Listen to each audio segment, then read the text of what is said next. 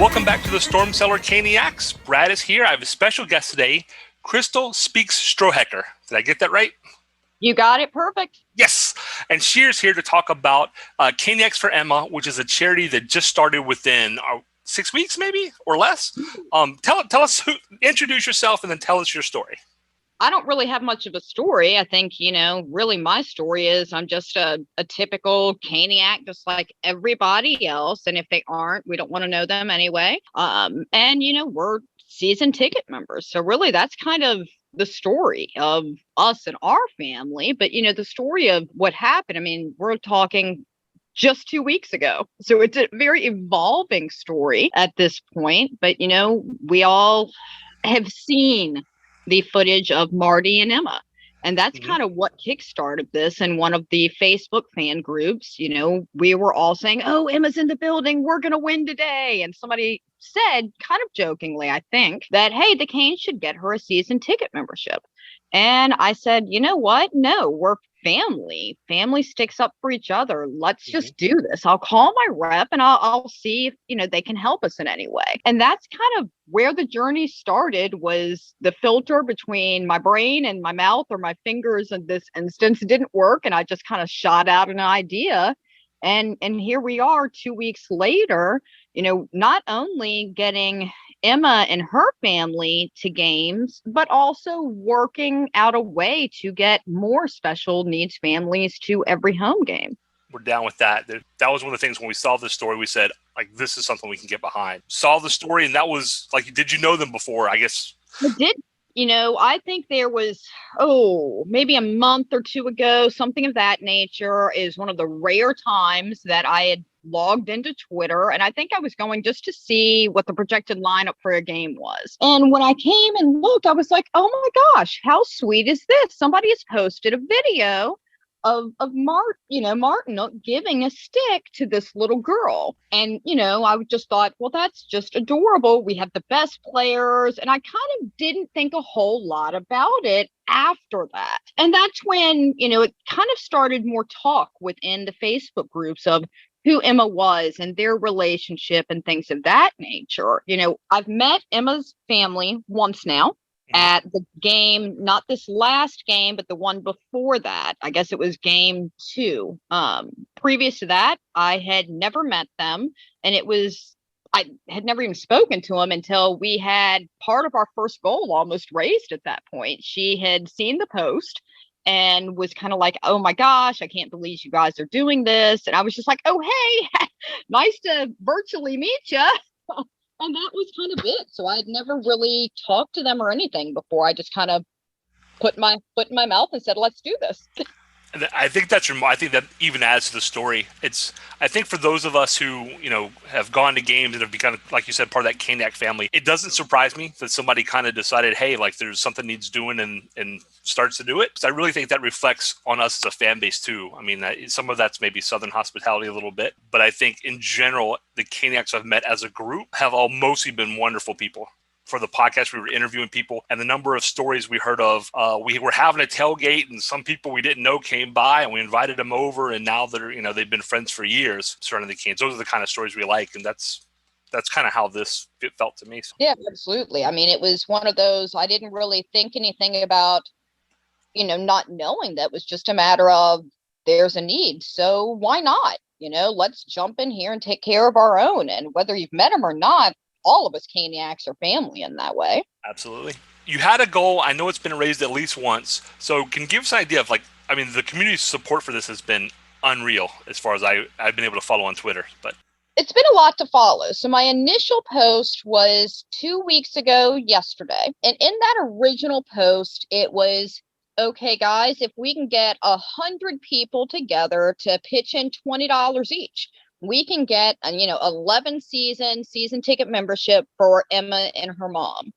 Well, I'd say within about 2-3 hours, I had 181 people pledging that they were going to donate, and some of them for well more than $20.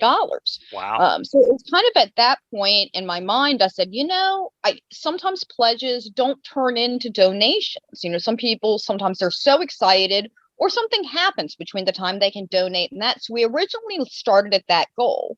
Once the donations started coming in, I said, oh, okay, hold on. We've got a lot more than we need at this point.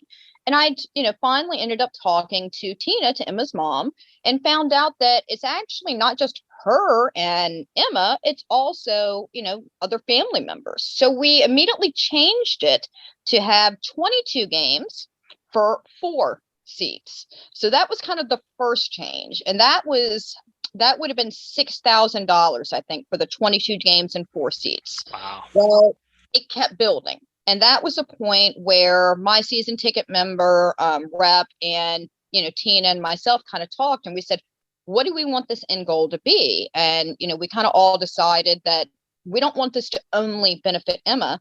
We want this to benefit other special needs families as well, because everybody deserves to be represented. And that's where we changed the goal for the 3rd time and figured the easiest way to do this to kind of get the most bang for our buck is to upgrade the 22 with 4 seats to a full season ticket membership. And that way, the games that Emma and her family can't go to, they can have somebody who they nominate, so to speak, to bring in as a special needs family to sit in as the good luck ambassador. That's kind of what we're calling Emma now.